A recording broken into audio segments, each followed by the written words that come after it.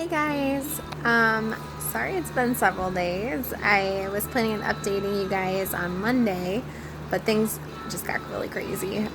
So Charlotte had her follow-up with her neurosurgeon, and she's also met with both her physical therapist and occupational therapist. And we want to let you guys know that so far everything's looking really good in terms of like how she's healing from the surgery.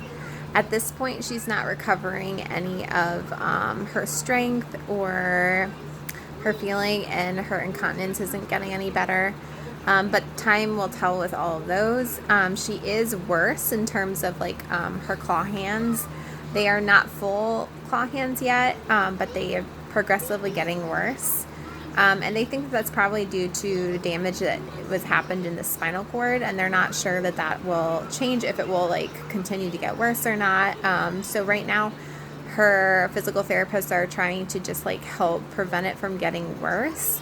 So she's got like these splints that she wears at night that help correct the form of her hands. We're trying to be creative in like how we help her like hold things, like even being able to dress her dolls she can't do anymore. She can't do beads. Opening, like taking lids off markers is too difficult for her. So we're just trying to be really creative so that she isn't feeling like she is limited by what's happening right now. I know she's feeling really frustrated, and she's really struggling to be able to like just entertain herself because everything that she loves doing requires fine motor, which has been a real struggle. So we're just working really hard with her therapist to like help figure out ways to like help her do the things that she loves to do. The last few days she was cleared to do a little bit more like activities, so they gave her permission to ride her bike and her scooter as long as she wore a helmet and took breaks. And she way overdid it. And so she's regressed, I would say, in like the last 2 days, and she's had significantly more pain in her neck. So I think at this point, like, she's really realizing like that she can't do as much as she wants to.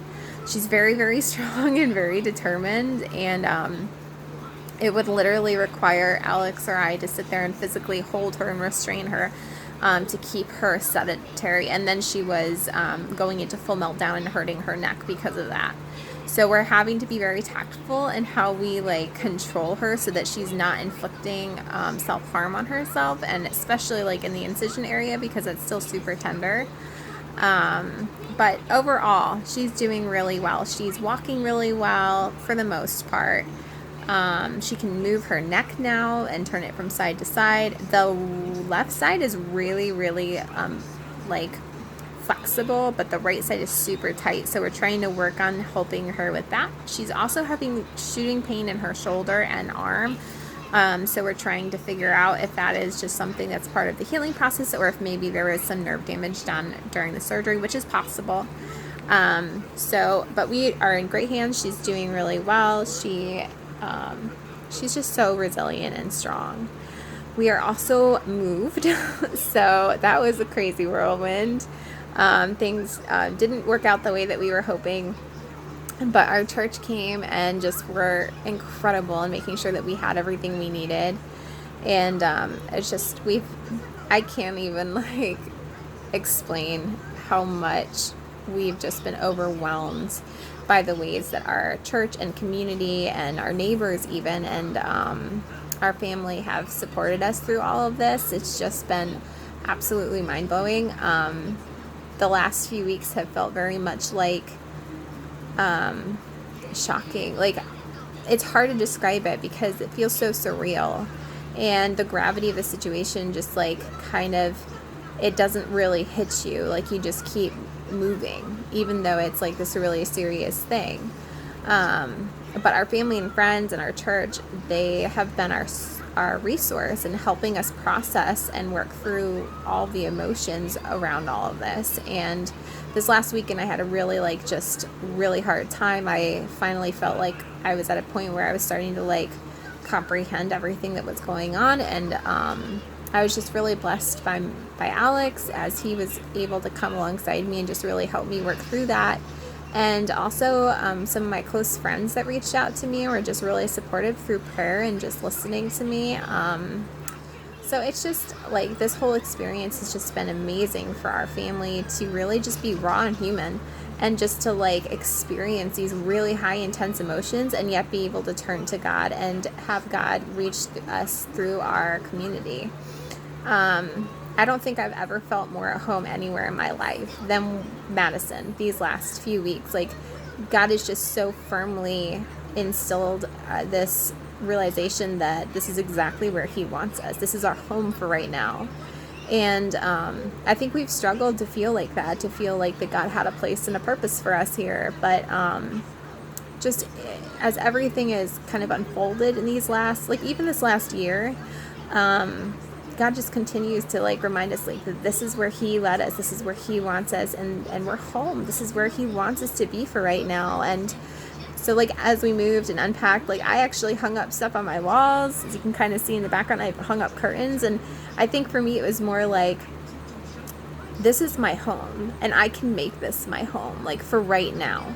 Not saying that this is where we'll be forever, because who knows what God's plans are for us, but I can settle here for right now. And I never felt that way when we initially moved into our apartment last year. So this has been a huge step, I think, for me in my heart, just being content with where God has us and trusting Him with where He has us right now. So it's just been a really amazing thing to see just God's amazing, endless grace and His mercies over us and our family for this season. And being able to see like just how He's even working in Charlotte's heart through all of this, because she's clearly struggling. She is having severe anxiety and she's struggling to cope with the move and just emotionally why she has this big boo-boo. And the people around her, her friends, her sister, they don't have to go through what she's going through. They don't have the same struggles.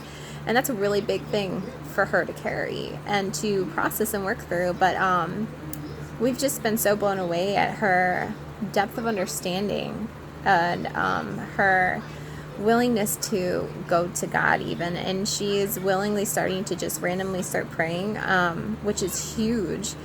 And we're just so amazed and just blessed by that. Her innocence and purity and just the ways that God is moving in her heart is something that is so beautiful as a parent to watch.